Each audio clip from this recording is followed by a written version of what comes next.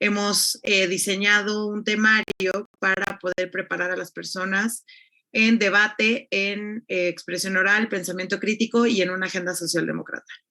Entonces, les voy a proyectar una presentación muy rapidita para que podamos irnos a la materia de lo que es el campus.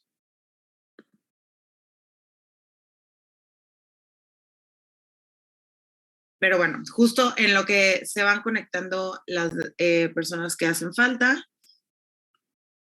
Ahí nada más, si alguien me puede hacer así, si ya la ven. ¿Sí la ven? Perfecto. Listo, sí lo vemos. Muy bien, muchas gracias.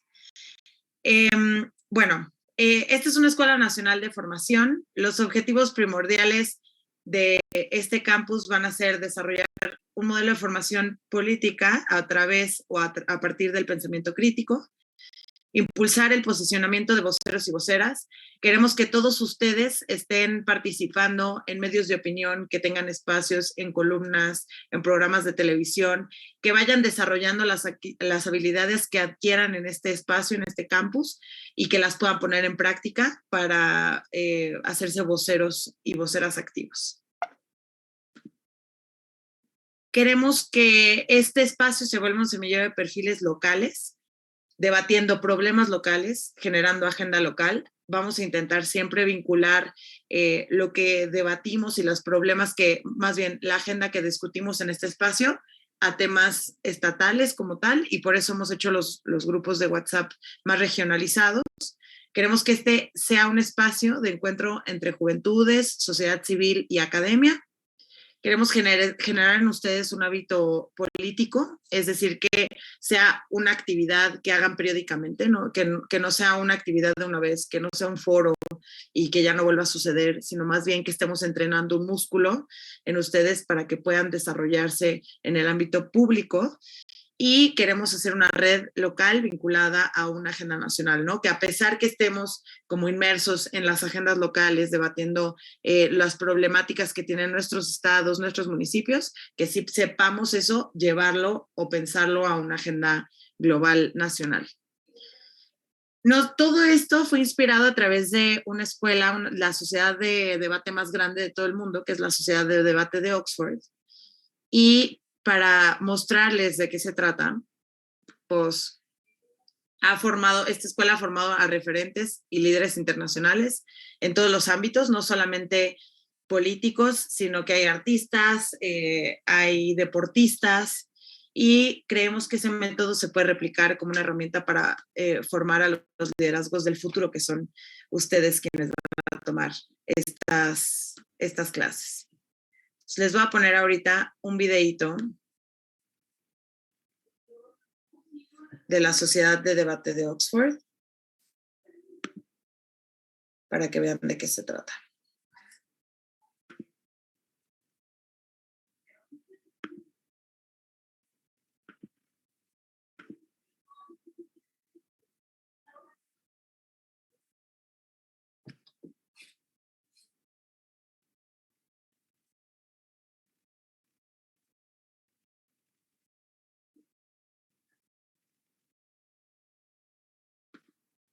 Ahí están viendo el video, ¿verdad? La pantalla del video. ¿O siguen viendo la presentación? El video, Pati. Ah, perfecto.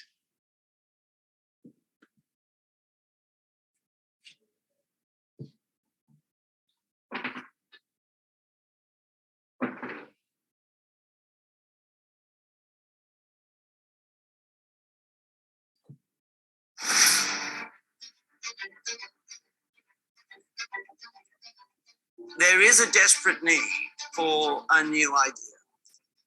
Things around you will change without your control.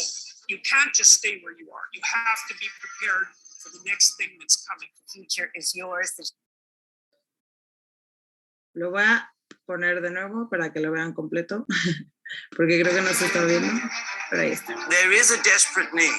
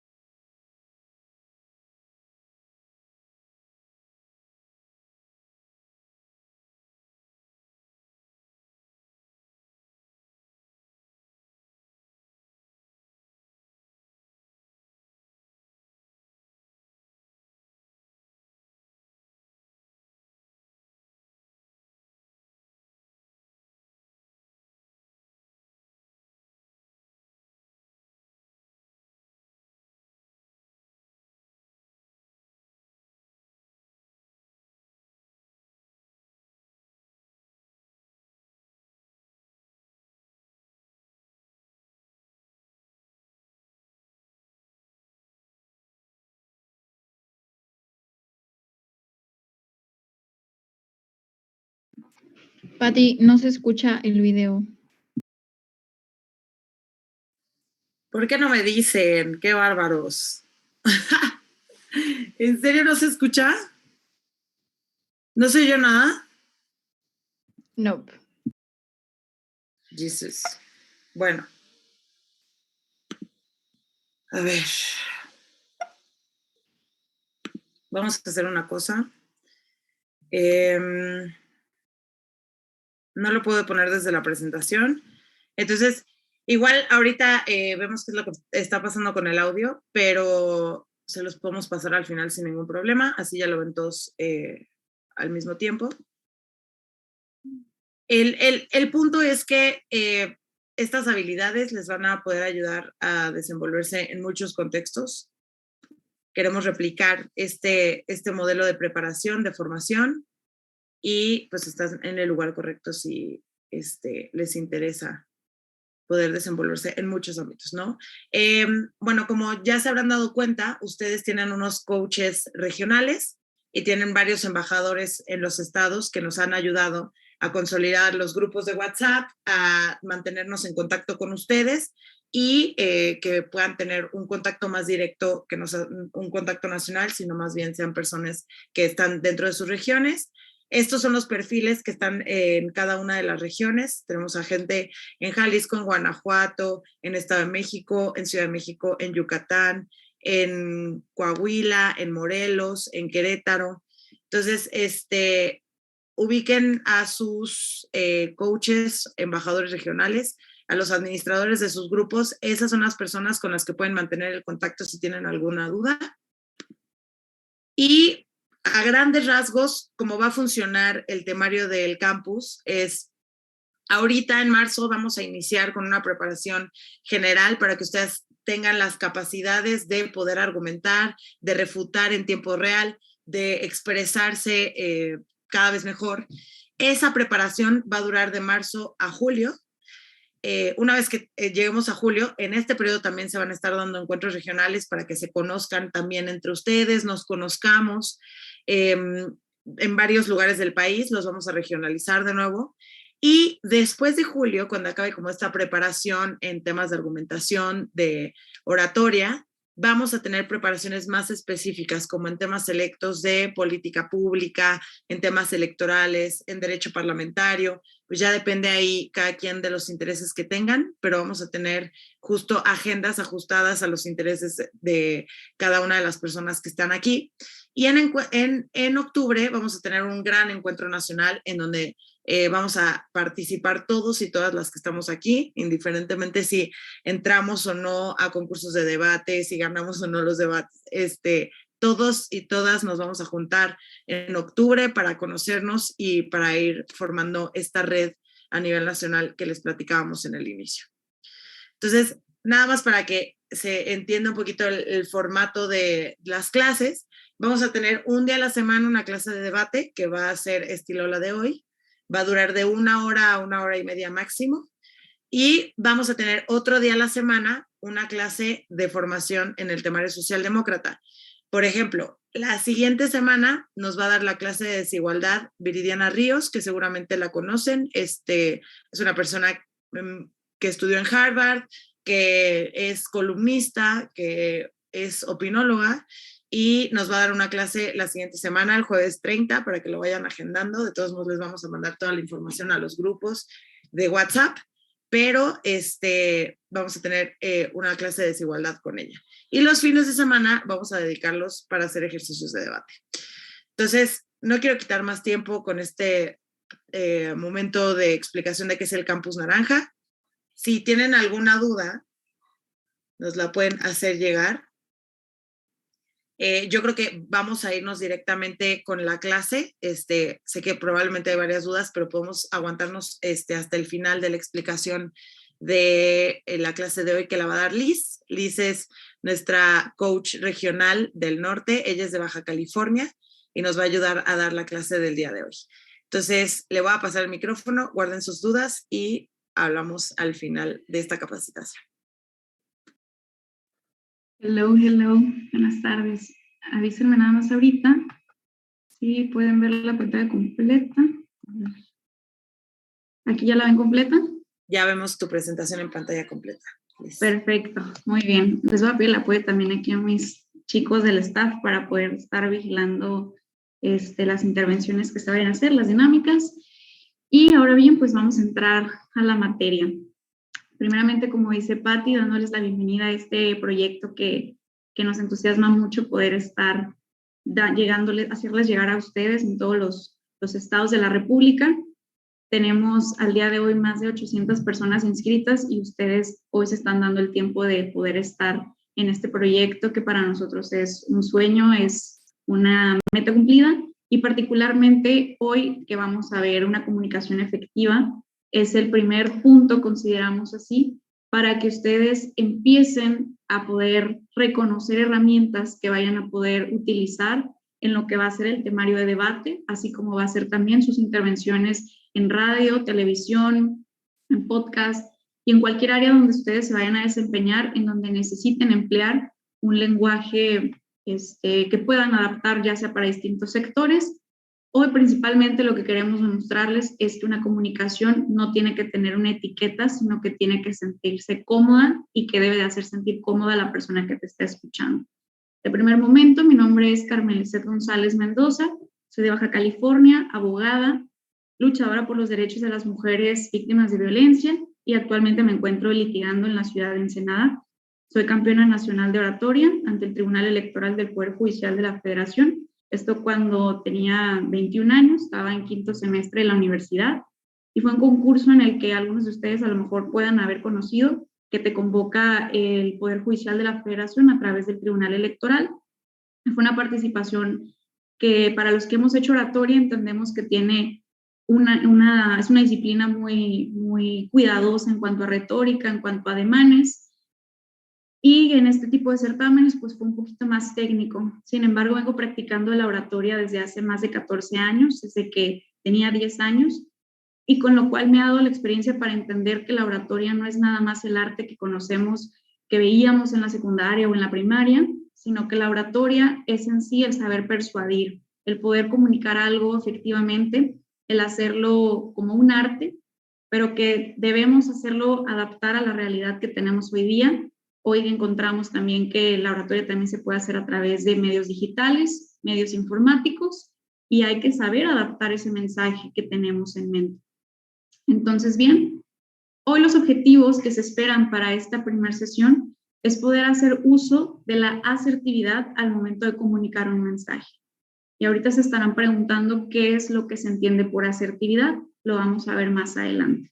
Otro de los objetivos que estamos esperando que ustedes puedan desarrollar en este primer bloque es integrar las herramientas de la comunicación no verbal en el discurso, entendiendo que un mensaje, si bien son compuestos por palabras, también se van a complementar con otro tipo de comunicación, y es el lenguaje no verbal. Otro punto es que podrán ustedes expresar sus ideas de forma convincente, de forma que esto sea, como bien se convoca hoy, efectivo.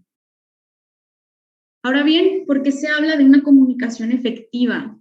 Para poder dar un mensaje debemos entender que cualquiera puede comunicar, cualquiera puede expresar, cualquiera puede hablar, porque tenemos esta herramienta ya natural que tenemos, ya sea por la voz, ya sea a través de un mensaje, pero ya sea el medio que estemos utilizando, el objetivo de esta comunicación debe ser el convencimiento. Y este convencimiento debe tener un fin, ya sea que en el ámbito político queramos lograr que las personas sientan una simpatía por este mensaje, o que queramos lograr un voto cuando estamos dando un discurso público, que queremos generar algún tipo de emoción, ya sea un enojo, la indignación, la felicidad, la alegría. Y para esto debemos de partir también que este tipo de herramientas se van adquiriendo también a través de la experiencia, que esto es algo que se debe de poner en práctica y que no se nace tampoco pues con estabilidad, vaya. Otra cosa con la que tenemos que partir es que la persuasión, que es el fin para lo que se crean los mensajes efectivos, deben de ser a través de las emociones, y que no se puede dar un mensaje o no se puede resumir que un mensaje sea efectivo si no logramos conectar. A mí me gusta decir que cada mensaje es como si tuviera un alma, en donde la persona que lo está dando tiene que lograr que las personas guarden la esencia de ese mensaje, el alma de ese mensaje, y eso te va a ayudar con los componentes que más adelante les voy a explicar. Pasemos a la parte central, vaya, de la que se componen los mensajes. Y esto viene de una teoría que incluso nos remontamos a siglos atrás. Aristóteles decía que para que un mensaje sea efectivo, y aquí me voy a permitir hacer un paréntesis, si tienen dónde anotar, sería pertinente que tomen nota de lo que se está vertiendo, porque normalmente podemos dar un mensaje y si tenemos la práctica lo podemos hacer por gusto o porque tenemos que hacerlo por obligación, pero pues no propiamente habíamos tenido como la teoría para poder ser consciente de lo que estamos hablando, de lo que vamos a tratar de querer lograr. Y en este caso les voy a compartir que para que una comunicación sea efectiva, siglos atrás, Aristóteles reflexionó en que se compone de 3 pilares, es decir, pilares persuasivos. Y viene de lo que traducimos nosotros como credibilidad, que se traduce, que el original es el ethos, y la credibilidad pues debe de ser que tu audiencia perciba ese mensaje de forma empática, en donde tú te ganes la confianza de la persona que está escuchándote, que seas una persona que se respete en el ámbito del que se está desempeñando, es decir, que si voy a estar hablando sobre algún tipo de problemática social, primeramente me gustaría o debo de generar una empatía con las personas. Por eso es que se utilizan también recursos como de ejemplos, donde si queremos hablar de una problemática como la pobreza, pues queremos que las personas sientan la indignación y sientan una credibilidad hacia nosotros. Es decir, ¿quiénes somos nosotros para hablar de pobreza? Pues somos a lo mejor académicos que están estudiando este tema particularmente, que ya tenemos un estudio sobre el tema, o que tenemos una solución para hacerlo. Entonces, primero tenemos que hacer ver a partir de quién eres tú, con qué autoridad te estás presentando ante la audiencia. Y luego muchas veces nos enseñan que para dar un mensaje tenemos que decir nuestro nombre. Y yo me acuerdo mucho del formato de oratoria de las escuelas, cuando los niños iban a concursar y decían, a pesar de que ya los habían presentado, y decía, ahora fulanito Mario Cortés nos va a hablar sobre la pobreza en México, él es del quinto B. Y el niño otra vez pasaba y decía, hola, mi nombre es Mario Cortés del quinto B y les voy a hablar sobre la pobreza, ¿no? De una forma muy cotidiana, este niño está haciéndonos la afirmación de que él pertenece a X grupo, que se llama como lo acaban de presentar, pero ya en un ámbito más específico como la política, o ya en un ámbito más específico como algún trabajo donde quieras convencer a las personas, tu presentación debe de ser qué es lo que a ti te da credibilidad para que las personas puedan seguir escuchándote. En ese momento, pues tu presentación debe de ser apelando a que digas, mi nombre es Carmen Lizeth González, soy socióloga y llevo 20 años de trayectoria en el ámbito de determinar las causales de pobreza y ver cómo se ha visto reflejado en el mundo. Y tengo una tesis que me avala. Ya pones de primer momento una expectativa en las personas para poder generar una credibilidad. De ahí pasamos a otro siguiente pilar, que es la emoción, el pathos. Y ahí lo que ya queremos es que si ya enganchamos a las personas a través de esta expectativa o esta duda, vamos a entrar entonces a generar que se imaginen nuestra historia a través de las emociones. Si estamos hablando en el mismo caso de la pobreza, empezamos a poner casos particulares. Tenemos que hay una desigualdad muy fuerte en el caso mexicano, en donde dependiendo el contexto geográfico, muchas veces va a determinar la situación de pobreza. Por ejemplo, en los estados del sur, donde gobiernos han dejado de invertir en lo que verdaderamente importa, o se invierten, pues se pierden muchos recursos o no van destinados a que de verdad sea para los fines que fueron creados, ¿no? Y empiezo a poner un caso particular.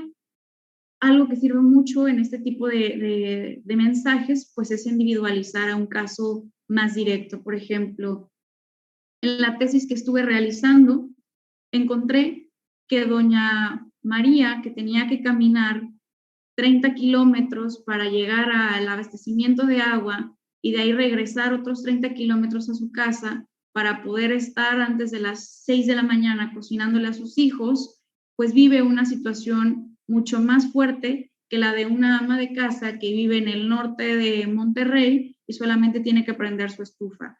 Empezamos a generar ya una emoción en ese mensaje que va a seguir siendo acompañado por lo que más adelante les platicaré, que es la lógica, donde ya empezamos a vertir datos de estadística, reportes, información, una base de datos, pero como yo ya generé de mi primer punto una credibilidad, es decir, que yo te estoy dando la expectativa de lo que te puedo enseñar y después te estoy dando casos para que tú te enganches a partir de emociones, como va a ser la indignación, a lo mejor el coraje o a lo mejor la tristeza, tenemos que entender que por lo tanto, me remito al punto 1 de la credibilidad, la persona que está frente a la audiencia cumple un rol muy importante porque de ti va a depender las emociones de los próximos 30 minutos, 40 minutos o 5 minutos del mensaje que tú vayas a dar.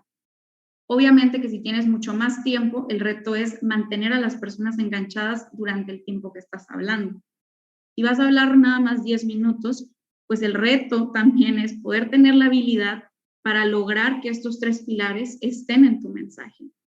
Que obviamente yo les estoy poniendo un caso muy específico y muy particular, que es la pobreza, pero imagínense que estamos hablando de cuestiones como, por decir, la reforma electoral, en donde va a haber 2 puntos que van a tener 2 versiones de la historia, 2 emociones distintas, a lo mejor de un mismo punto, por tratándose de la reforma electoral, pues yo diría, mi nombre es Carmelice González Mendoza, soy abogada con maestría en Derecho Electoral y en Derecho Constitucional.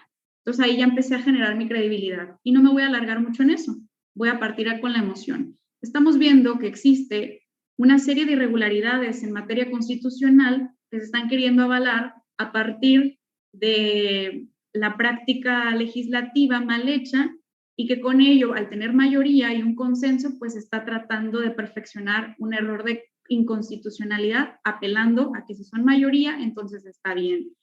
Ahí yo estoy empezando a querer lograr en mi audiencia una indignación que los voy a conducir además a empezar a meterle ya datos lógicos. Entonces se dan cuenta y empiezan a poner atención en los discursos, un buen discurso con contenido y fondo va a generarte una emoción con la información que te están virtiendo, porque de nada te va a servir llegar y decirles, yo les voy a hablar sobre por qué la reforma electoral en materia electoral está mal, se están violando derechos humanos, como es incluso la base misma del proceso legislativo, y empiezo. Y a lo mejor quienes entienden con tu idioma en el ámbito jurídico se van a indignar, pero las personas en su común que no conocen de derecho, pues no llegaste todavía a sus emociones, no has apelado a que generes en ellos algún tipo de emoción para seguir escuchándote. Eso genera en discursos más técnicos, por ejemplo, en casos de científicos que están hablando de alguna enfermedad o algún tema particular de la ciencia exacta, pues no conectamos la población en general, no lo entendemos y lo van a entender quienes sí dominan ese lenguaje. Entonces, pongan atención en estos 3 pilares que les estoy compartiendo, el ethos, pathos, logos, en los mensajes que ustedes dan y también en los mensajes que están escuchando para poder empezar a determinar cuando un mensaje es verdaderamente efectivo.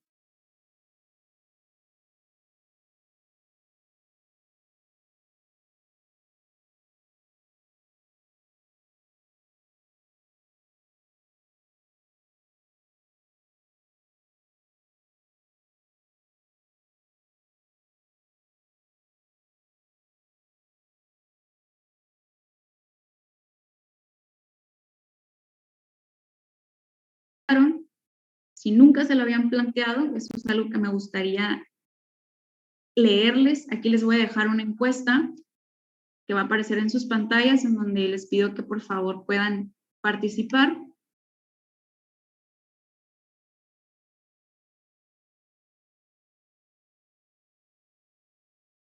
¿Ok?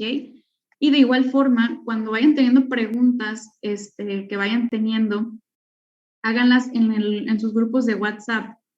Y los coaches que están ahí en sus grupos de WhatsApp ya en un momento me las van a hacer llegar para no saturar aquí el grupo el chat de Zoom.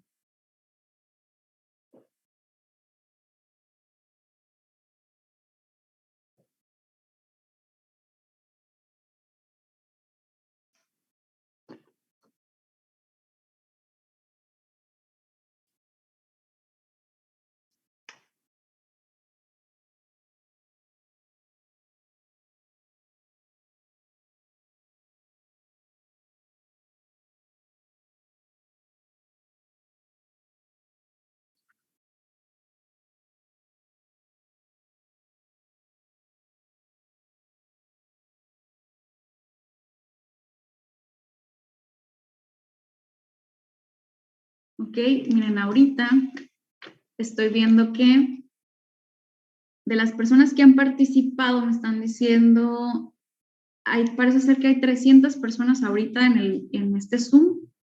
Vamos a dejarlo aquí, 225 personas ya votaron, siguen votando más, pero con esto es suficiente porque me está arrojando que 93% de ustedes me dicen que el orador se hace y el 7%, que equivale a 17 personas, dicen que se nace. Yo quiero compartirles que hace un mes, hace 2 meses, aquí en mi ciudad, en Ensenada, di mi primer taller también para hablar en público. Y les hice esta pregunta de forma presencial y sí estuvo bastante repartido, equilibrado en un 50%, 60%, pónganles. Aquí estoy viendo que es ¿qué les dije? 90%, ¿verdad? Y acá me decían también que el orador quedó en 93%. Y aquí y allá también me decían, obviamente también fue muy parecido en cuanto a que se inclinó en la respuesta de que se hace, pero me atrevo a decir que las personas que dicen que se nace son porque les gusta hablar en público ya, o porque les gusta el tema de estar hablando, y son personas que nunca han tenido problema para poder expresar sus ideas. No saben si lo hacen bien, pero lo hacen, porque nunca tampoco se han puesto a medir o a compararse con otras personas, solamente saben que no les cuesta ningún tipo de trabajo. Ya votaron 237, muy bien, se los voy a compartir para que lo tengan ustedes. Sí lo pueden ver, ¿verdad? 93%. Y esta pregunta me la hicieron hace unos 10 años también, 14 años. Y yo indudablemente dije, no, pues el orador se nace, porque yo era una niña muy extrovertida, que en la primaria le gustaba participar, era la típica persona que algunas de ustedes, a lo mejor dentro de esas 17 personas que votaron, también piensan igual, que cuando estaban en la escuela, si te cambiaban de lugar porque platicabas mucho al lugar al que te ponían, también volvías a platicar, porque a ti no se te dificultaba este tipo de habilidad social que te gustaba comunicarte, ¿no? Y al momento de presentarte en una exposición, pues era pan comido y hasta te gustaba mucho hacerlo. Pero hay quienes no les gusta tanto hacer este tipo de exposición, ya sea con gente que has visto por 6 meses o por toda la vida, no les gusta simplemente hacerlo. Y cuando yo respondí que el orador nace, pues yo estaba hablando del caso que yo conocía, el personal. Y me empecé a dar cuenta también que obviamente con los años fui mejorando mi técnica, tenía propiamente un maestro que me fue enseñando a pulir para la oratoria. Y después leí un libro que no sé si algunos de ustedes habrán leído alguna vez, pero es la historia de vida de Michelle Obama. Y yo empiezo a leer este libro que fue más por la curiosidad y por la admiración que le tengo a esta mujer, pero empiezo a detectar aspectos de su vida personal que me parecieron fascinantes, suprimiendo la parte ya en sí fascinante de que es una mujer afroamericana en un estado, en un país donde obviamente la diferencia por su color de piel iba a ser muchísima, quitando también de lado que fue primera dama. Ella platica el proceso específico de cómo se convierte en una persona pública. Ella fue una abogada brillante, estudió en Harvard, y que al tiempo, en su despacho, conoce a Obama y lo cataloga lo describe como una persona que ya tenía un encanto natural, que a las personas les gustaba escucharlo hablar, pero ella era una persona que como le costó mucho esfuerzo hacer cada cosa en su vida, ella ya tenía como un prejuicio para las personas, pues ella pues siempre trató como que de esforzarse mucho, y no digo que estuviera mal, sino que su semblante, y ella lo reconocía en su libro, parecía como de una persona enojada. Entonces, el contraste con una persona súper contenta, súper feliz, que era el tipo de personas que a las demás les gustaba estar con él, pues obviamente también se contagió en Michelle porque terminaron casándose.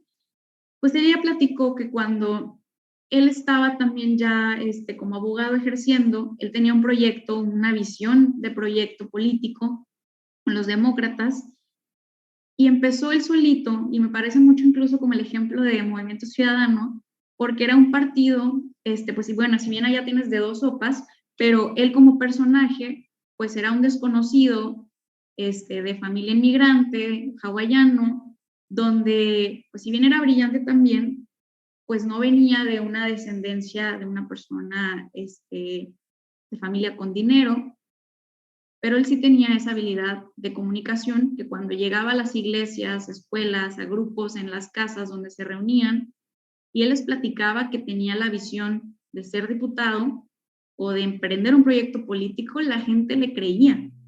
La gente decía, pues mira, este muchachito de 29, 30 años, pues yo no sé si va a cumplir lo que dice que va a cumplir, en este caso de ser político, pero yo lo apoyo, yo quiero estar con él, se ve que es un ganador, refleja ser un ganador, tiene actitud de ganador, y se la compraban.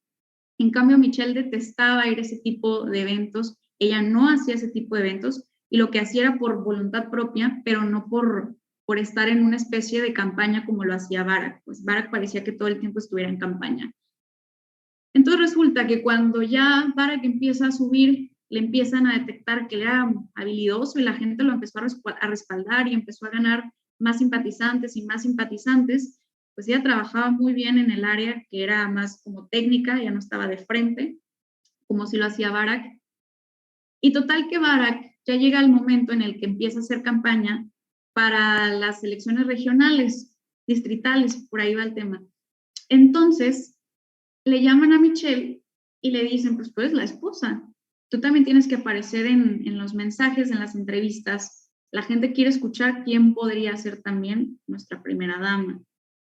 Pero para Michelle esto le daba terror. Ella era una persona a la que no le gustaban las cámaras. Ella se percibía como una persona que con semblante de enojada, y pues no está acostumbrada a tener que relajar su cara para poder simpatizar con gente que desconocía que le iban a poder ver. Pero ni modo, empieza la campaña y empieza ella también por obligación o por la marcha de este proceso en el que su esposo la embarcó a tener que participar en discursos públicos.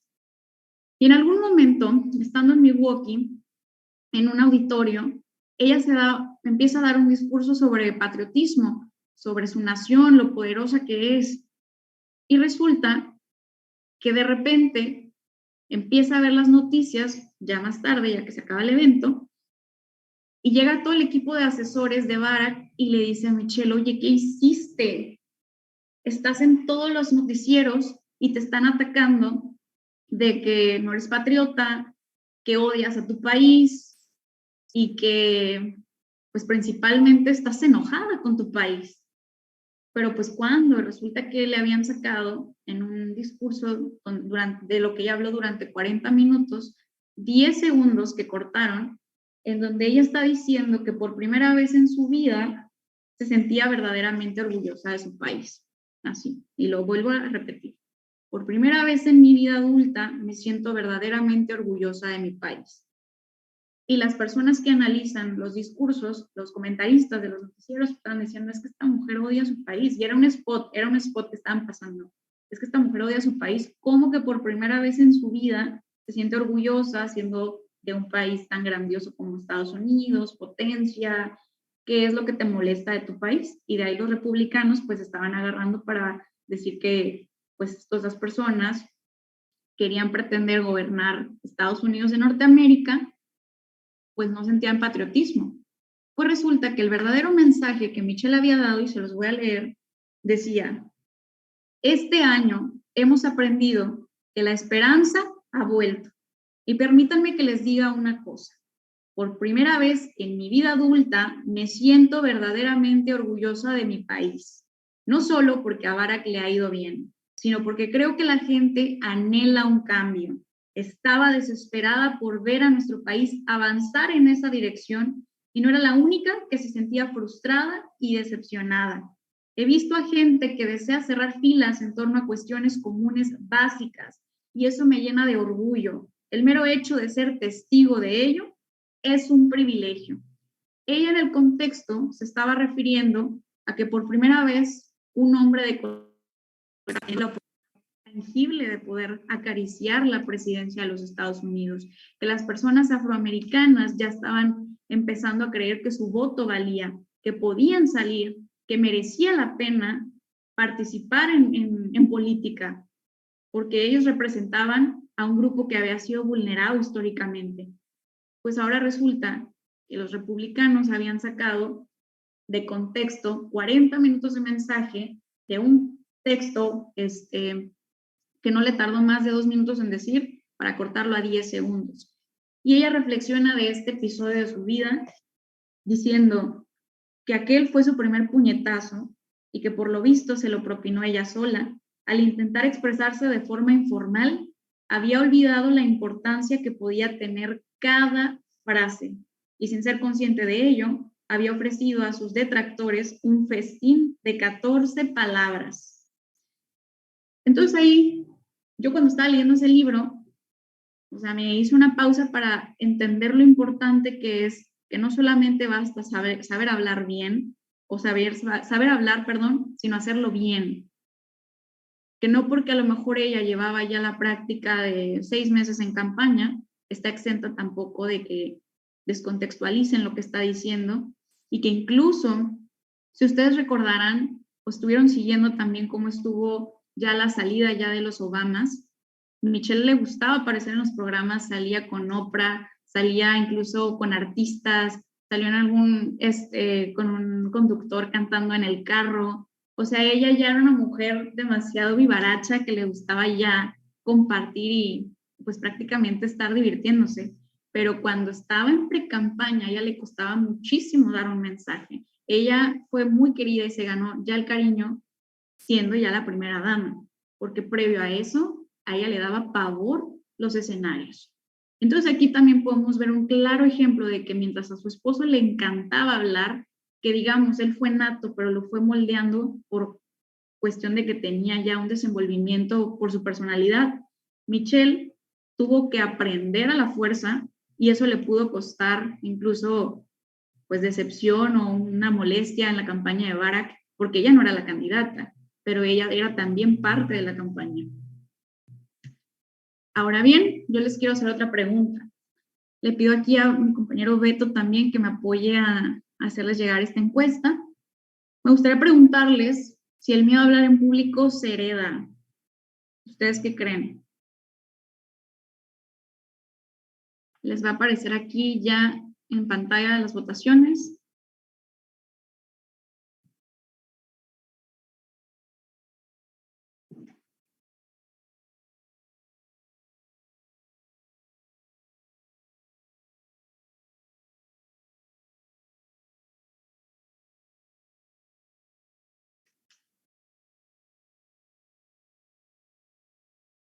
Este está un poquito más repartido, ya lo estoy viendo.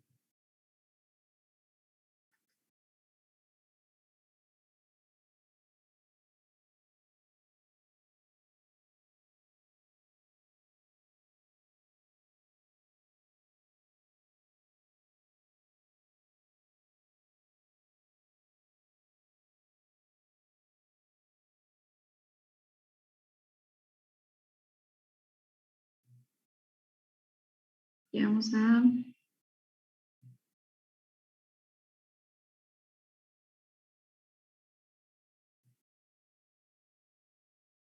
Que ya no falta nada más de votar. Ahí lo tienen en sus pantallas.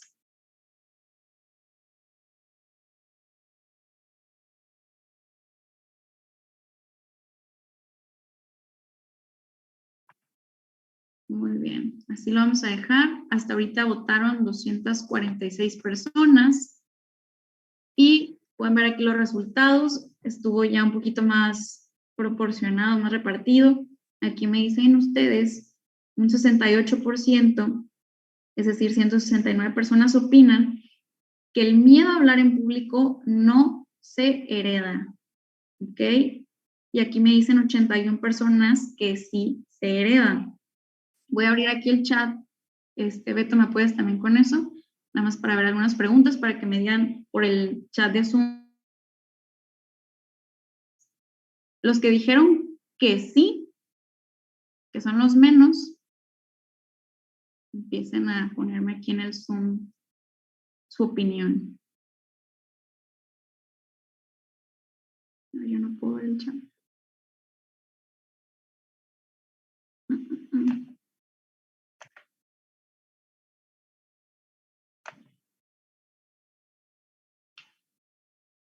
Ok, aquí nos dice Ángela Yadira.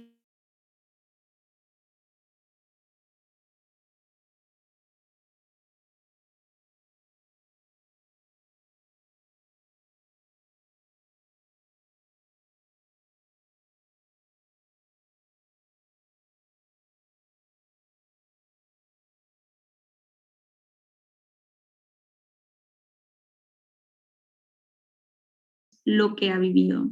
Ok, Javier Villegas, tal vez sea un trauma psicológico. Jaime Chan de Yucatán dice que sí se quita. Ana Laura Flores dice que no cree que se heredan. En todo caso, sí es algo que se quita. A ver, alguien que desarrolle un poquito más. Montserrat Cruz de Querétaro nos dijo que se puede heredar, ya sea por cosas que te dicen tus mayores o incluso puedes adquirirlo por malas experiencias. Arturo Rodríguez dice que los hijos tienden a repetir conductas de sus padres, pero no implica necesariamente que lo hagan.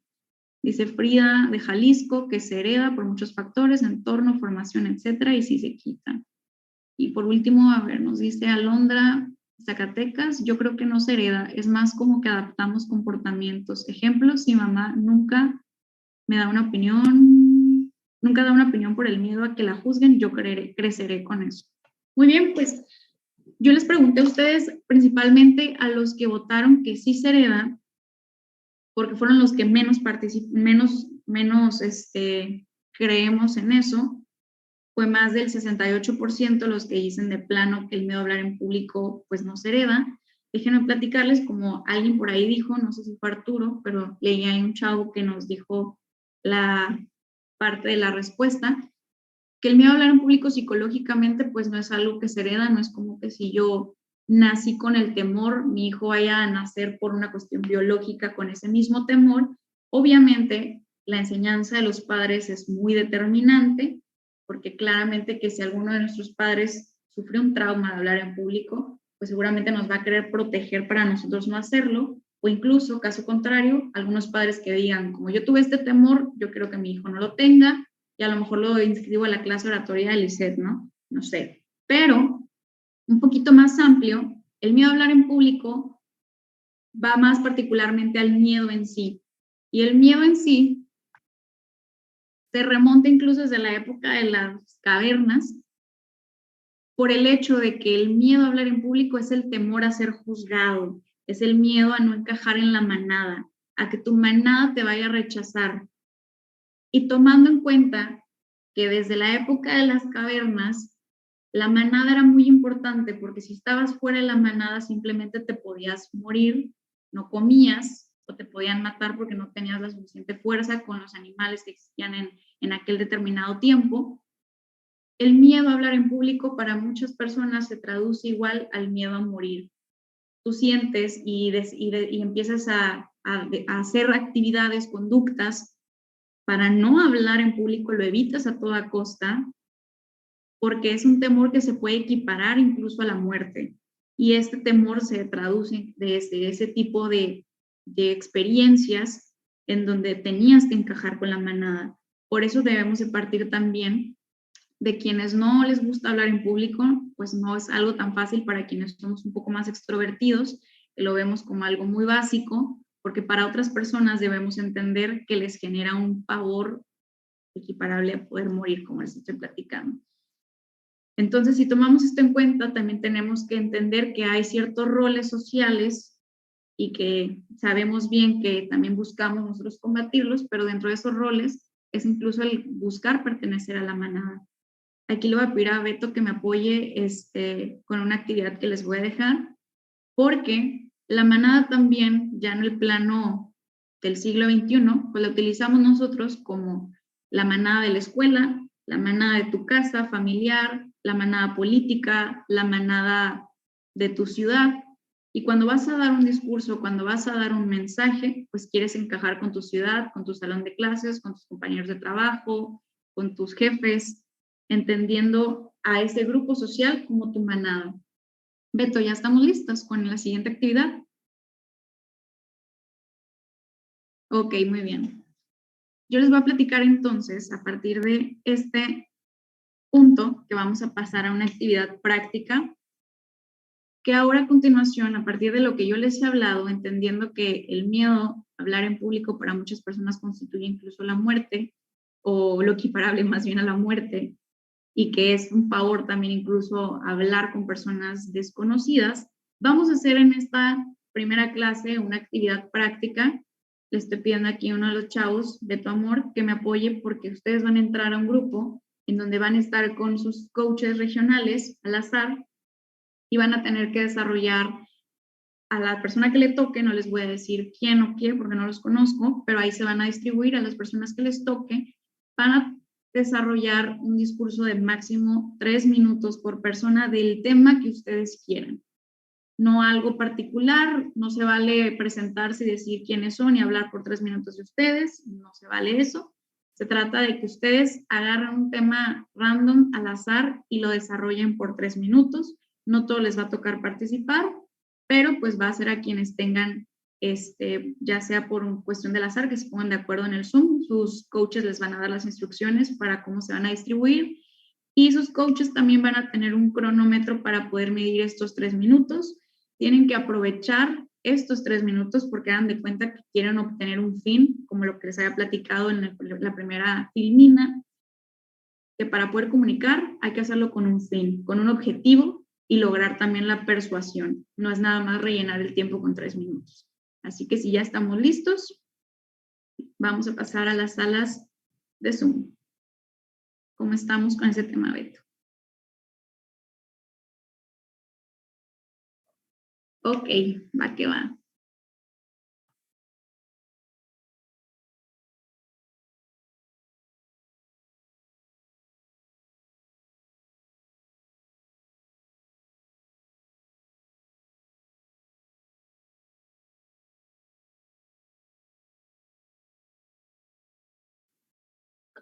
Bueno. Sofía. Es una mamada. Pero cementos apáticos. Imagina el camino que quieres construir. Nosotros ponemos lo que se necesita. Ok, muy bien. Cementos apáticos. Ok. Palma. Otra persona, todavía no. Hola, ¿cómo están? A ver, ¿ya los demás ya acabaron? ¿No? Ah, ok, entonces los doy un minuto más, pero se me contamina. A ver, una frase. No tan larga como la de la Sofía. Lo mejor está por venir.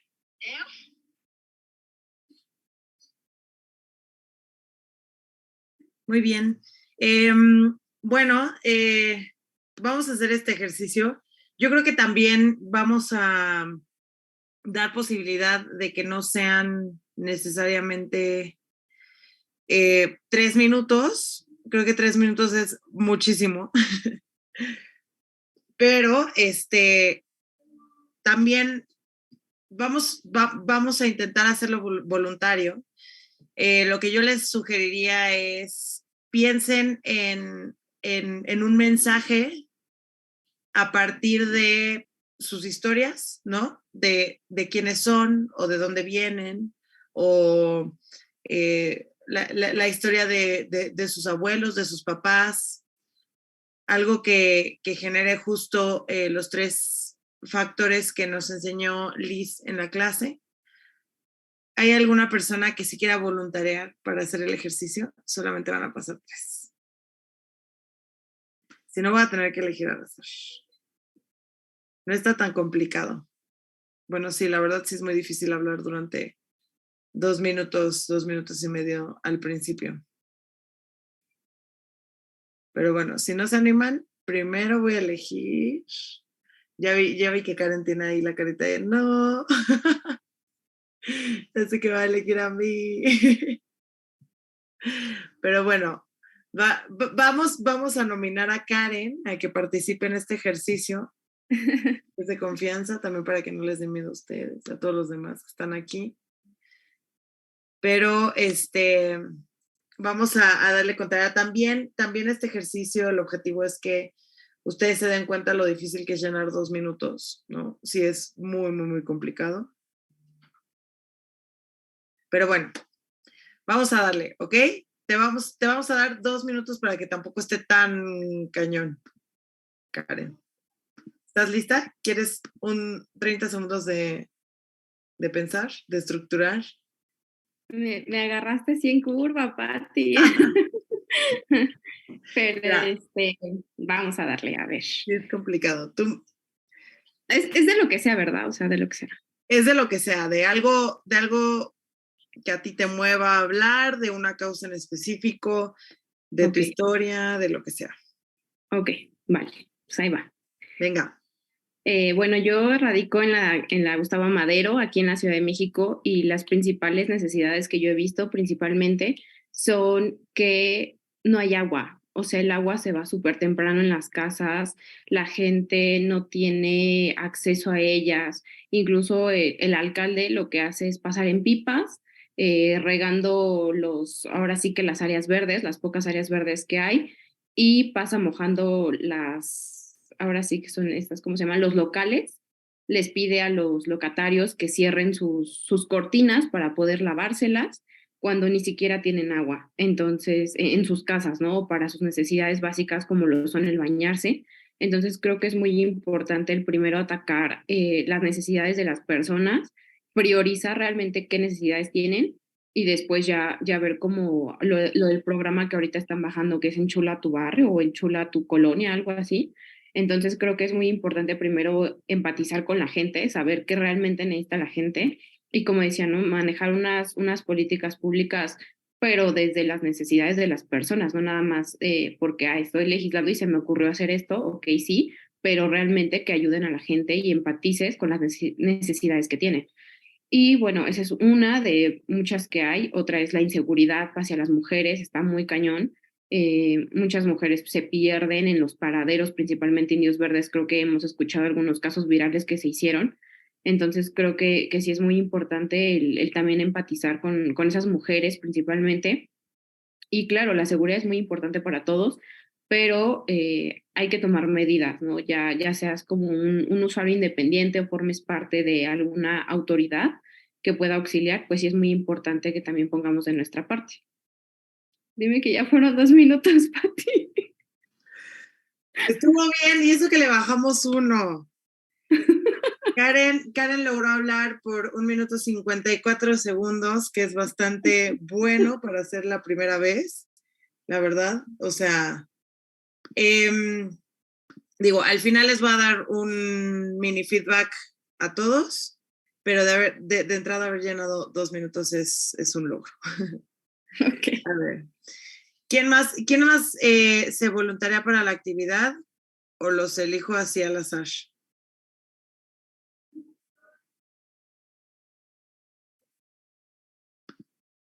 ¿Nadie? Si no, va a agarrar a Kevin, que anda por ahí a la mano. Jesús Kevin, ¿cómo estás?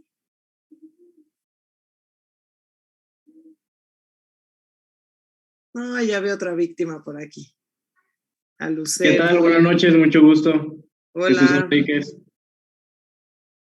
Muy bien, pues ¿qué onda? ¿Te animas a participar? 2 minutos, les estoy bajando 1 minuto en esta sala.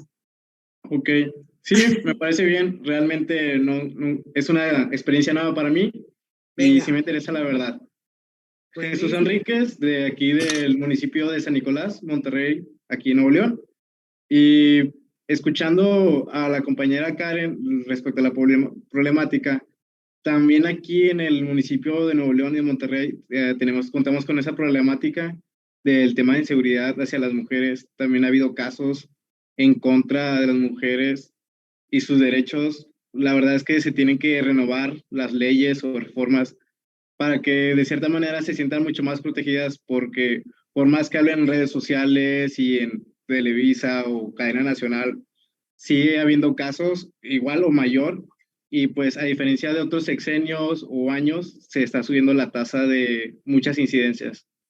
Así que creo que, así como bien menciona la compañera Karen, sí es muy importante, relevante que le presten más atención a eso, porque está subiendo, no sé, 10,000 o por día se mueren 12 mujeres o secuestradas o amedrentadas, y pues eso no es justo para nadie. Realmente no estoy en esa situación porque soy hombre, pero si yo fuera mujer, sí sería muy injusto vivir la vida así, ir a trabajar, subirme al transporte público, relacionarme, sin el saber si voy a estar bien, si me van a asaltar, si me van a secuestrar o me van a violar o otro tipo. Y pues sí he escuchado muchas noticias respecto a México, y en la estación de Indios Verdes también se ha escuchado muchos temas, y siento que a comparación de Nuevo León a Ciudad de México es un poquito más, hay más incidencias allá debido a la población y por la localización en la que están ubicados, que muchas veces la seguridad no se da abasto. Ok, 1 minuto 49. No estuvo tan mal, está muy bien. Utilizaste la misma estrategia que Karen, lo cual, digo, partir de ahí ya es un gran avance, ¿no? O sea, que hagamos planteamientos ligados a problemáticas me parece muy bueno, ¿no? Pero bueno, ahorita les voy a dar un feedback al final. Vamos a darle la palabra a Lu Rentería, que veo por aquí, que tiene también su cámara prendida. Hola, ¿qué onda? Mira, hay un voluntario, Charlie López, de Tabasco. ¿Cómo estás, Charlie? Bien. Mucho gusto. Yo soy Charlie López de Tabasco. Y pues bueno, yo la problemática, la situación de la que deseo hablar, es algo que no sé si muchos de ustedes conozcan, algo que se llama retinopatía del prematuro. ¿Alguna vez han escuchado hablar de ello? Si no, permítanme explicarles. La retinopatía del prematuro es una causa, es la primera causa más bien de ceguera en niños en México. Y es algo que tristemente no se ve, no se escucha y casi no se habla. Es algo que se puede prevenir si se hacen los estudios necesarios dentro de los primeros 28 días de que nace el infante.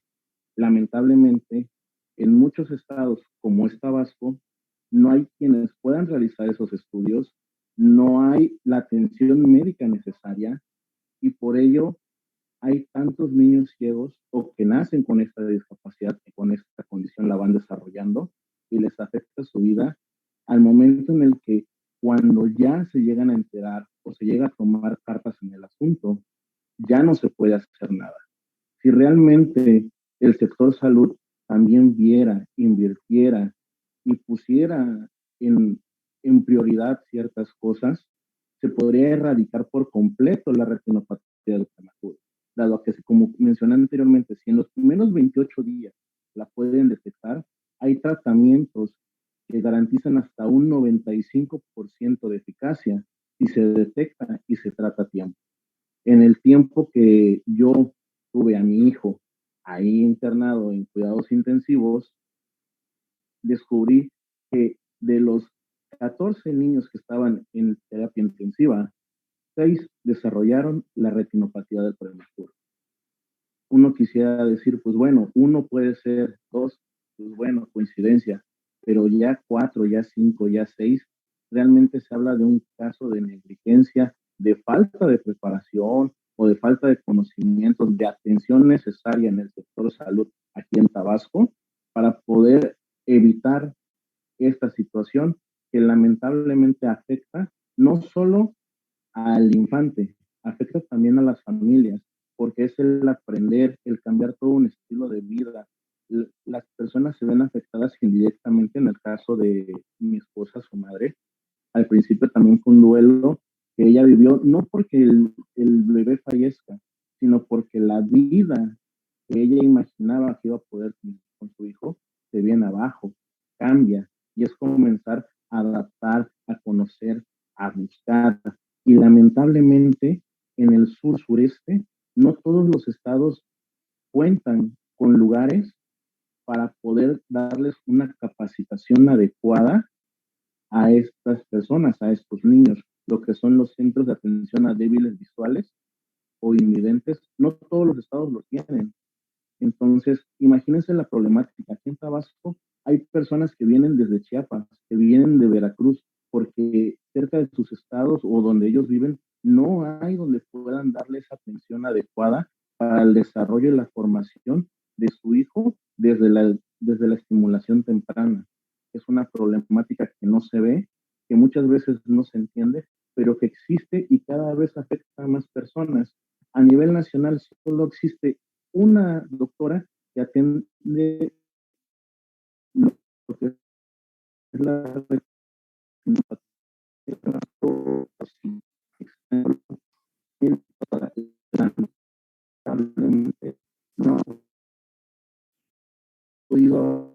Ya te nos estás cortando, Charlie. más en este tema. Para que los fondos que nuevos gobiernos que devuelvan esos fondos para poder seguir investigando. ¿Ah? Súper bien. Te echaste 4 minutos. Es que ya te estabas cortando casi al final, pero te echaste buenos 4 minutos. La verdad, respect. Ahorita nos quedan como 3 minutitos. Entonces, ¿te echas uno de 1 minuto y medio, Lu? Va. Y hacemos feedback. Ándale. Bueno, pues, ¿ya? Venga. Ok. Bueno, yo les quiero para soltarme más, les quiero platicar de un proyecto que estamos trabajando ahorita aquí en Nuevo León. Es un proyecto de innovación social que se llama Santa es mi barrio.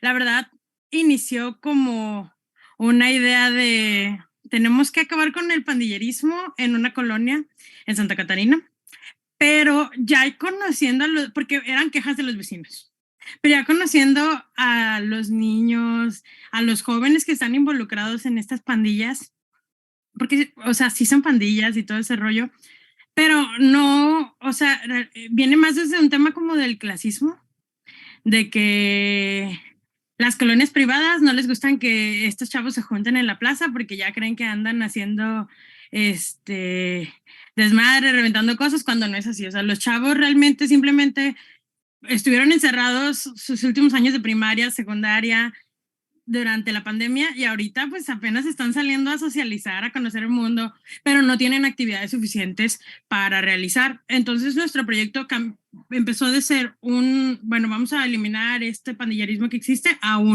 oye, ¿no sabes qué? Hay que quitar el estigma que existe actualmente sobre las pandillas en esta colonia y más bien trabajar en mostrarles, estamos trabajando con talleres de graffiti porque les gusta todo esto del arte urbano, estamos trabajando para tenerles talleres como de barber y cosas así, porque eso es lo que quieren. Muchos quieren seguir estudiando, pero no tienen la capacidad económica para hacerlo.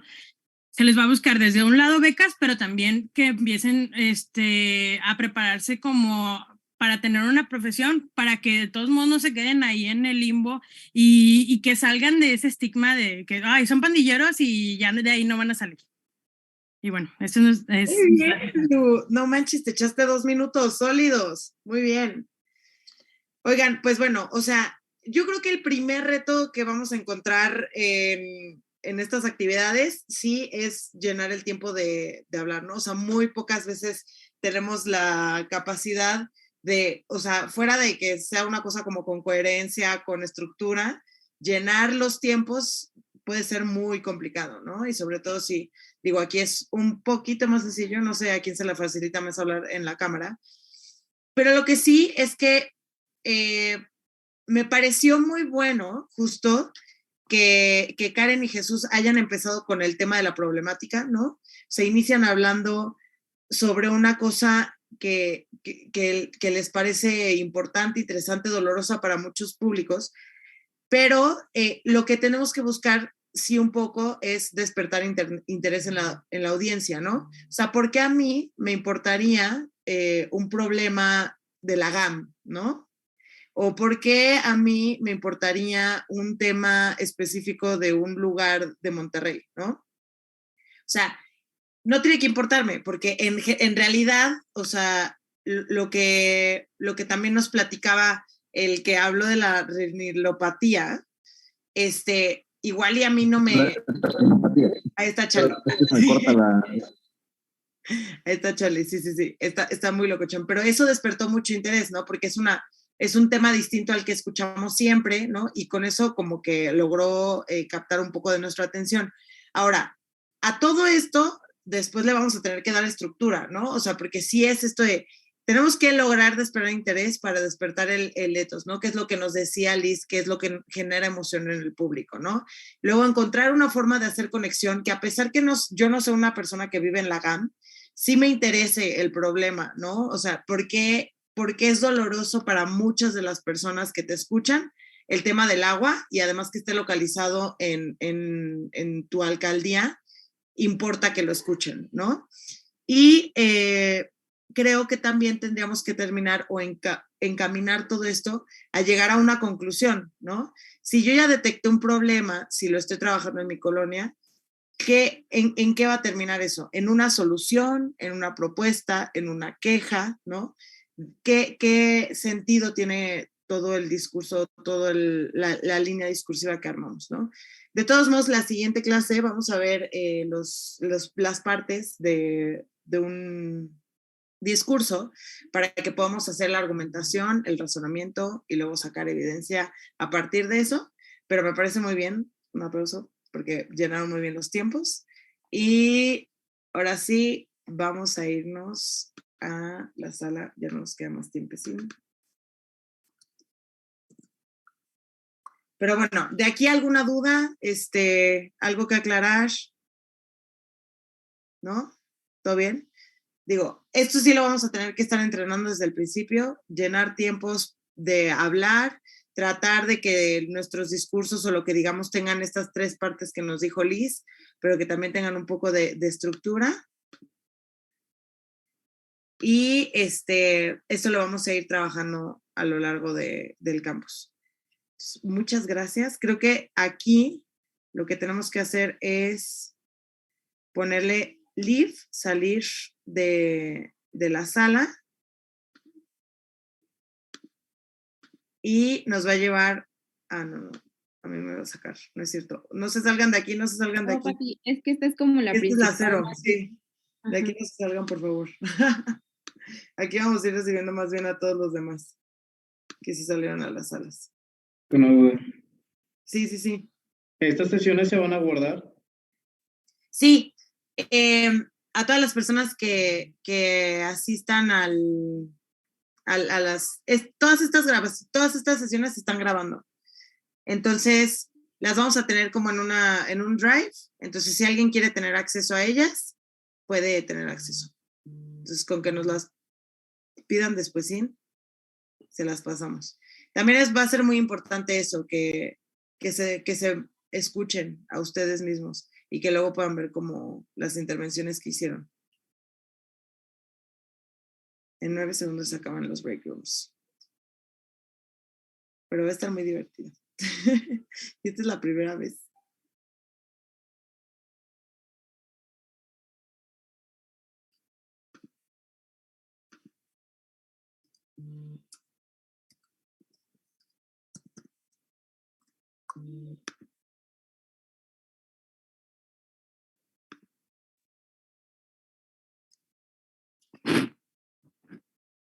Listo, ya todos reincorporándose.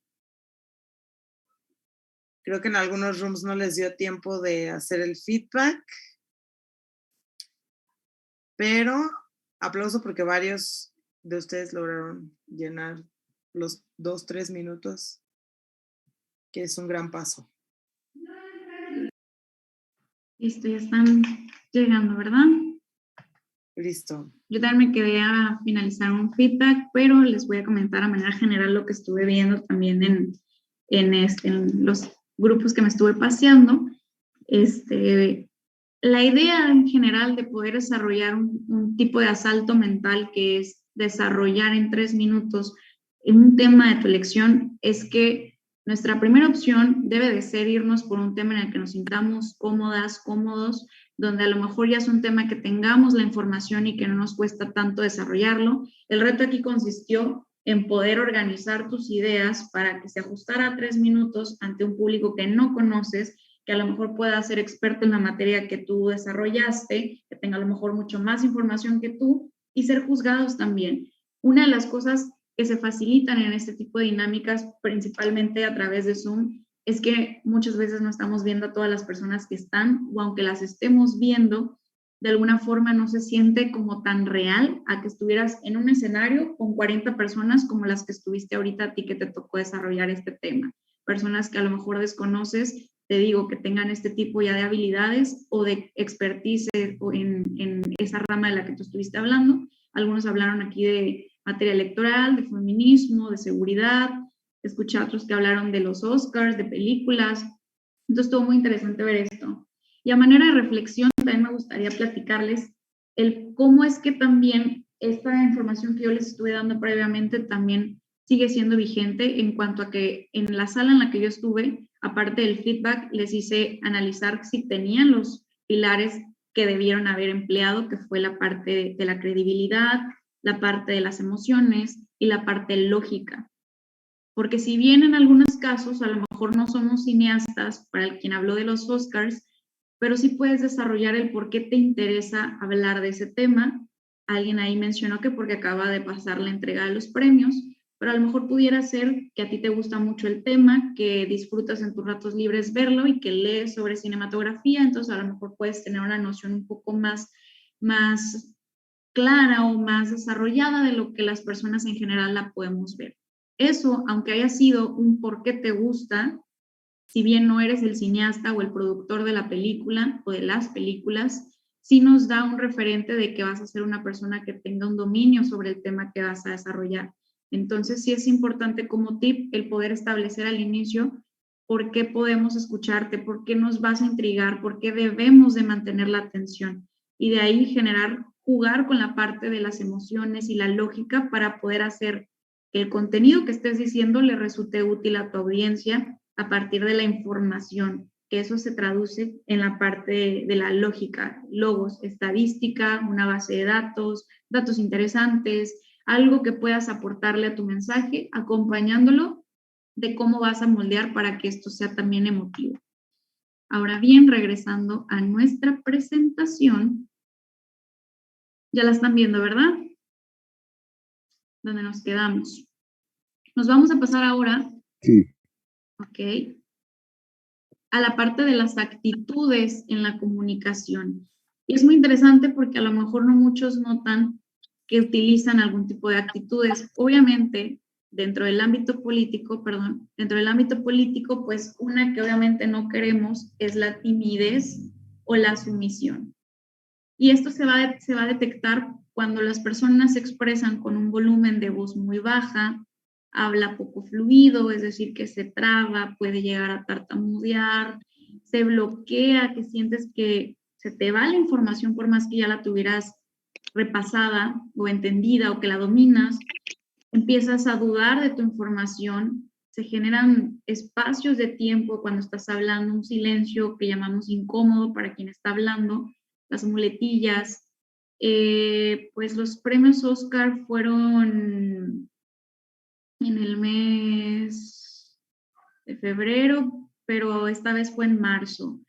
Entonces, se dan cuenta, yo estoy generando un tono de voz pues más pausado, más alargado, estoy utilizando más muletillas y eso genera una distracción y a su vez una muestra de inseguridad y de sumisión donde yo estoy dudando, vaya, porque a lo mejor las personas me ponen nerviosa.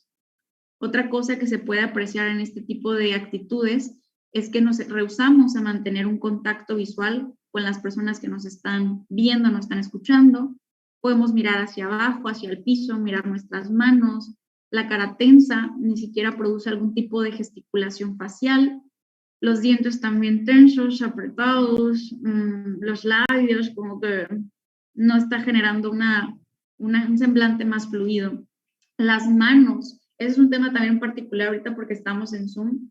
No se aprecia a lo mejor que yo, bueno, yo estoy sentada, pero a lo mejor si estuviera parada, se nota mucho en las manos. Muchas personas las traen hechas un nudo, por a poquito las tienen hechas un nudo, o están como robot, o a lo mejor tratan de utilizar ademanes, pero cuando eres una persona que no es fluida al hablar en público, es como si te apretaras, o metes las manos en los bolsillos, o estás todo el tiempo con las manos detrás, porque tu muestra corporal, tu lenguaje corporal es que te da pavor estar ahí, tú ya quieres que se acabe. Entonces, pues esto va a generar un tipo de inseguridad, puede generar también que las personas piensen mal de tu mensaje, que no te importa, que no quieres estar ahí, que pues rompes, generas un bloqueo en la audiencia. Por eso, otro tipo también de cosa que no queremos transmitir es la agresividad. Siguiendo en los casos extranjeros en política internacional, pues tenemos aquí a Donald Trump, que por las características que les voy a dar, pues es la primera imagen que a mí se me viene a la mente, que utilizas un tono de voz muy elevado, arrogante, utilizas también el sarcasmo para expresarte, hablas tajante. Los norteños nos echan mucha carrilla porque dicen que hablamos también muy golpeado, pero hay políticos que no necesariamente por su región, pues hablan muy tajante. Yo sé que la parte de muchos estados de la República podemos hablar muy tajante, pero es algo con lo que también tenemos que trabajar, porque a lo mejor está muy acostumbrado, muy sectorizado ese tipo de comunicación, pero para ya un rango más nacional, vaya, debemos de cuidar mucho ese tipo de estilos para no llegar a bloquear la comunicación con las personas que te están escuchando. También puede que estemos hablando o que esté hablando otra persona y estemos interrumpiendo. Se da mucho, por ejemplo, en los debates parlamentarios donde está hablando X persona que no te agrada, tú ya eres en sí una persona que comunica muy agresivamente y te la pasas interrumpiendo. La verdad es lo peor para quienes estamos como audiencia o como elección, como electorado, escuchando que eres una persona con ese tipo de comunicación, porque a nadie le gusta que lo regañen, que nos regañen. Y ahora imagínense que si está pretendiendo el voto y se la pasa interrumpiendo, está demostrando que es una persona que es colérica y que no le gusta el consenso y que te puede dar una proyección de cómo va a ser también su desempeño, que se cierra y que solamente sus ideas son las correctas. Entonces, como líder, en cualquier ámbito, pues queremos una persona accesible, en quien las personas puedan depositar su confianza y no cerrar la comunicación, porque nosotros somos los que estamos cuidando esa autoridad cuando estamos dando un mensaje. Entonces, cuando ya somos autoridad en gobierno o en un ámbito donde se toman decisiones, la agresividad es la peor forma para comunicar. No se diga a las personas tímidas, porque en ese contraste de las personas tímidas, pues generamos una falta de autoridad, donde se puede dar a entender que hay otras personas que toman las decisiones por nosotros, que a lo mejor no somos autosuficientes, que a lo mejor no somos seguros en la toma de este tipo de situaciones de riesgo, situaciones complejas. Y normalmente en el ámbito político, porque es principalmente el contexto en el que nos desenvolvemos, pues queremos una figura más afable. Pero bueno, terminando un poquito con la parte de la agresividad, pues también en cuanto a la expresión facial, pues siempre tienen la parte tensa, no sé si han visto que haya personas que a lo mejor no es que estén enojadas, pero te hace dudar como si estuvieran enojadas por la forma en la que gesticulan, a lo mejor con las cejas ya muy marcado en estar como reflexionando y a lo mejor ni siquiera están enojados, están poniendo mucha atención, pero al interlocutor le está generando un bloqueo porque te hace dudar de que, ¿por qué me está viendo de esta forma? Y ahora bien, aquí vemos otro ejemplo también, la comunicación verbal, aunque ni siquiera estés hablando, sí puedes notar que alguien ya está imponiendo porque con su expresión facial está empezando a mostrar una barrera. A este personaje, a Donald Trump, desde antes de que empezara a hablar, por su actitud tú ya sabías el tono, podías anticipar el tono con el que iban a hacer sus intervenciones. Llegaba muy enojado, y a ver a quién le va a tocar, a lo mejor le vuelve a tirar a México, pero a lo mejor llegaba muy feliz y no significaba que iba a decir algo bonito, a lo mejor estaba pensando en el sarcasmo que iba a utilizar, pero ella era una persona que sabías que en sí su estilo de manejarse ante el público es una imposición. Mi mensaje es válido por mi autoridad y estás abusando de los pilares, vaya, en que te plantas en la autoridad que tienes, ni siquiera en ser una persona creíble, porque te estás basando en el argumento de una autoridad que eres tú. Y pues obviamente entendemos que incluso es una falacia el pretender que porque eres la autoridad, todo lo que digas va a ser creíble. Pierde también esa conexión con la audiencia porque te estás basando únicamente en tipo de comunicación y en tu tipo de idea. Ahora bien, ¿qué es lo más recomendable ante un público? No les voy a decir que imitemos a Barack Obama, pero es una persona que en este contraste sí podíamos distinguir el tipo de comunicación que él viene manejando, que les voy a explicar aquí. Una persona que habla fluida, una persona que es más segura, que no tiene estos bloqueos, estas muletillas, que incluso busca el contacto directo con las personas, que se pasea en el auditorio visualmente, que puede hacer que con su visión pueda integrar a quienes les están escuchando, que sientas que aunque estás entre un auditorio de 400 personas, sientes que te está dirigiendo el mensaje a ti. También no es una persona que parece que te está desafiando. Su lenguaje corporal puede ser muy relajado, los hombros abajo, incluso sonriendo, puede llegar a contar chistes, puede lograr hablar de una situación muy personal para lograr la empatía. Nosotros detectamos cuando una persona se siente cómoda hablando ante un público. Y cuando se trata del ámbito político, es lo mejor que queremos cuidar, la proyección, porque incluso te habla de seguridad cuando la persona ni siquiera tiene momentos dubitativos, cuando no está haciendo estas muletillas. ¿Por qué creen que incluso los spots en el ámbito político, pues las personas hablan demasiado firme, incluso tienen ademanes que son muy de haciendo hacia enfrente las manos, porque lo que estás utilizando, como no es la parte de estar haciendo contacto visual, lo que quieres es que tu discurso salga perfectamente.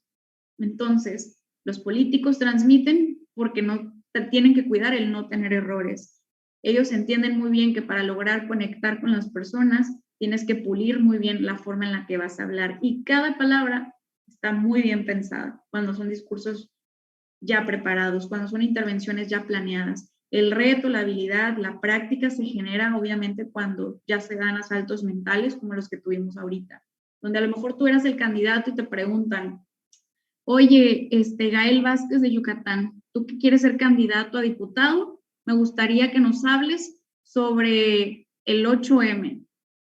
Entonces, de primer momento, pues tú ya tendrías que a lo mejor saber cómo contestar, si bien no tienes la información, poder no hacer externar que estás nervioso, que eres una persona a lo mejor sin la información, que desconoces quizá quienes te están escuchando, porque en el ámbito político, pues no necesariamente van a transmitir tu video con un grupo que te apoye. Entonces sí tienes que cuidar obviamente esa proyección, debes de cuidar también la información que vas a decir, pero si tú crees en el mensaje que estás dando, esa seguridad se debe de transmitir para que tu audiencia la pueda hacer también compartir y puedas lograr hacer efectivo ese mensaje que tú estás dando.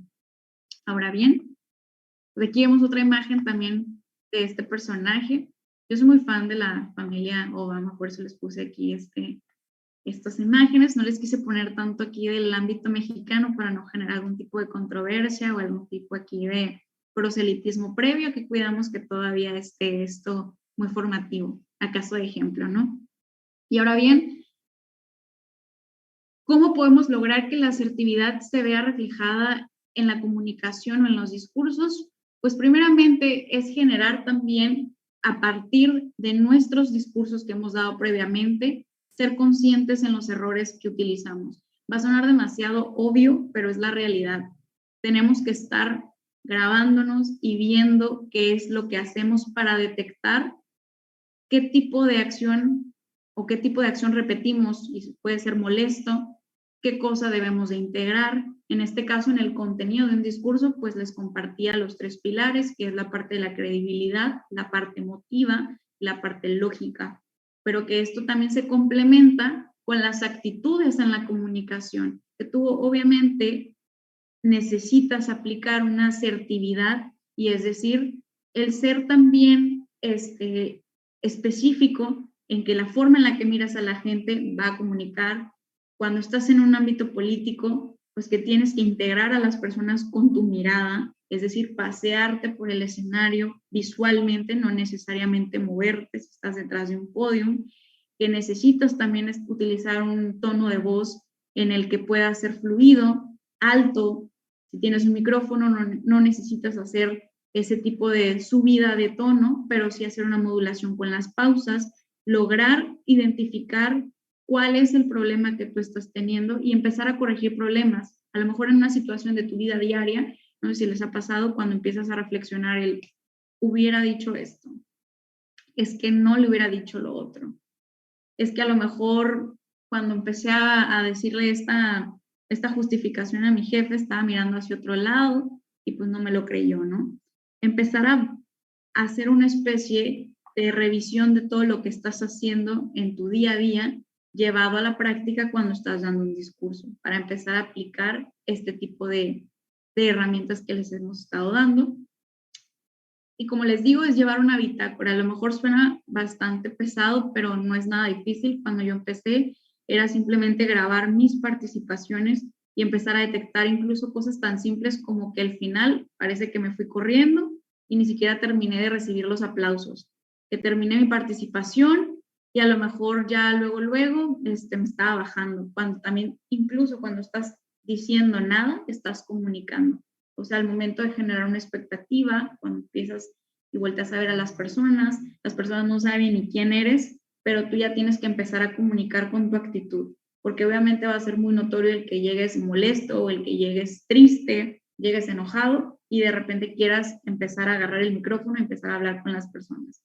Una de mis recomendaciones que les digo a las personas que son mis alumnas es que antes de empezar a dar un discurso, todas las emociones las dejes abajo en donde nadie te está viendo, porque en un ámbito público ese tipo de detalles pueden hacer la diferencia para generar credibilidad, que es el primer pilar que inconscientemente ya vamos aplicando cuando tenemos más experiencia. Cuando estás, por ejemplo, en un ámbito donde vas a empezar a desarrollar un mensaje político, pues te conviertes también en un personaje y tú eres tu personaje, tu propio personaje. Y lamentablemente la persona pública pareciera que se deshumaniza, que las personas están midiendo qué es lo que haces bien y qué es lo que haces mal. Entonces, en este personaje que tú has creado, pues debes de mantener esa constante también característica que define a tu personaje.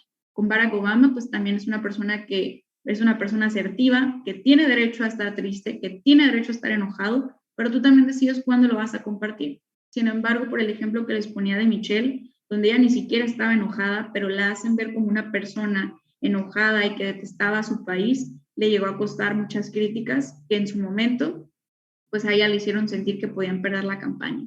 Sin embargo, pues no trascendió, ella no era la candidata, pero sí es un caso de ejemplo que te va a servir y que a ella le sirvió para empezar a mejorar. Lo tomó como una bitácora sobre, pues, ¿qué tengo que hacer? Pensar en cada palabra, pensar en cada discurso que voy a utilizar, cómo lo voy a dar y empezar a cuidar las expresiones faciales.